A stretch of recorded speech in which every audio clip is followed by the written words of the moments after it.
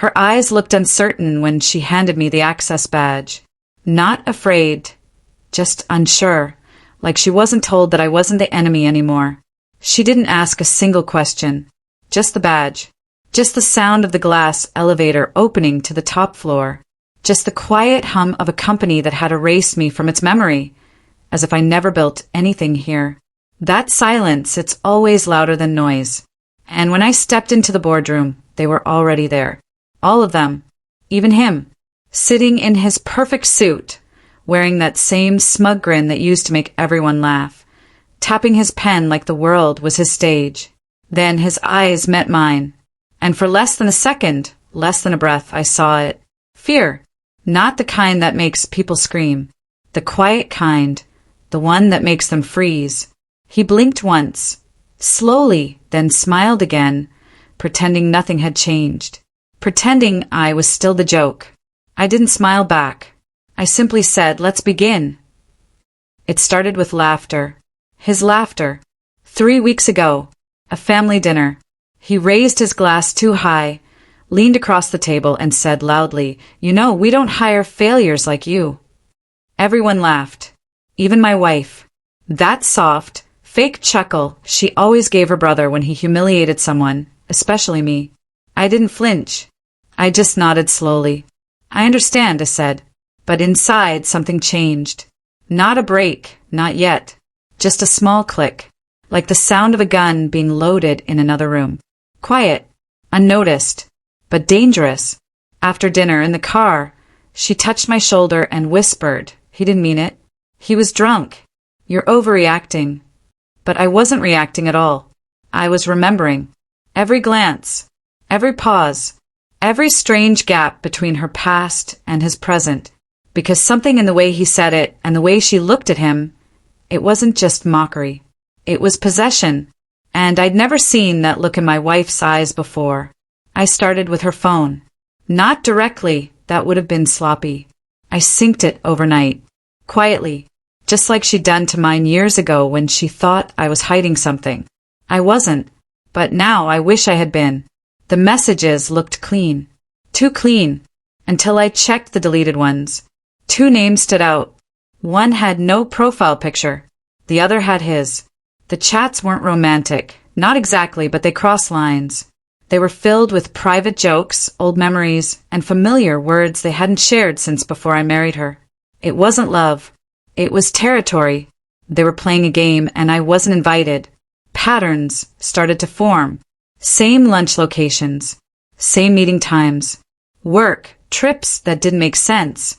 Then I saw it. One transaction from our joint account. Not huge, but enough. Sent to his company. Labeled, consulting fee. She's never consulted him on anything. I needed one final piece. So I reached out to his CTO, an old friend. Pretended I wanted freelance work. Offered to invest. He sent over the board registry. And there it was. Her name. Minor shareholder. Silent partner. Registered 6 months ago. Right in the middle of our separation trial. I stared at the file. Felt nothing. No anger. No heartbreak. Just confirmation. Like finishing a puzzle and realizing the missing piece was never lost. Someone just hid it in their pocket.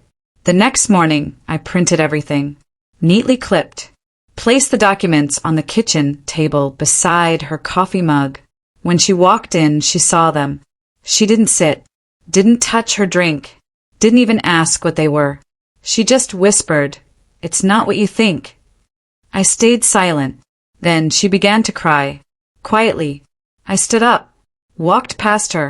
Didn't look back. The next day, I entered his building. Not as a visitor. Not as family. As the owner. In the last 6 months, I'd quietly bought 12% of his company through proxy purchases. Just enough. Enough for one board call. One motion filed. One nomination approved. Mine. CEO. Unanimous vote. You see, failures don't fight back. But I wasn't fighting anymore. I was finishing. His secretary stammered when she saw me. He didn't know you were coming in today. I nodded. Tell him I want to see him. Now. When he walked in, he didn't even bother to fake a smile. "What the hell are you doing here?" he snapped. I slid the folder across his desk. "Read it." Inside were the shareholder transfers, the proxy purchases, the legal filings. His position revoked. Effective immediately. His hands shook. "You think this fixes anything?" he spat. "No," I said calmly. "This proves it." He stared at me. "What do you mean?" I stood up slowly. "You. My wife. The money. The board seat. You thought I'd never find out." A long pause. Then I smiled faintly. "Congratulations," I said, walking past him. "You get to keep each other."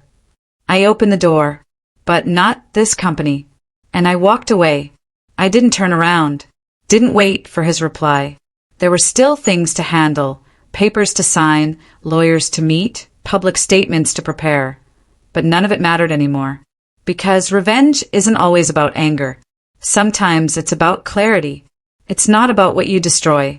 It's about what you choose to walk away from. I didn't go home that night. Didn't answer her calls. Didn't respond to his messages. I booked a one-way flight. No destination yet. Just distance. And silence. The last words I said before I left the city were the same ones he once used to humiliate me. "We don't hire failures like you." But this time he didn't laugh. And I didn't need to say anything else. Because I'd already won.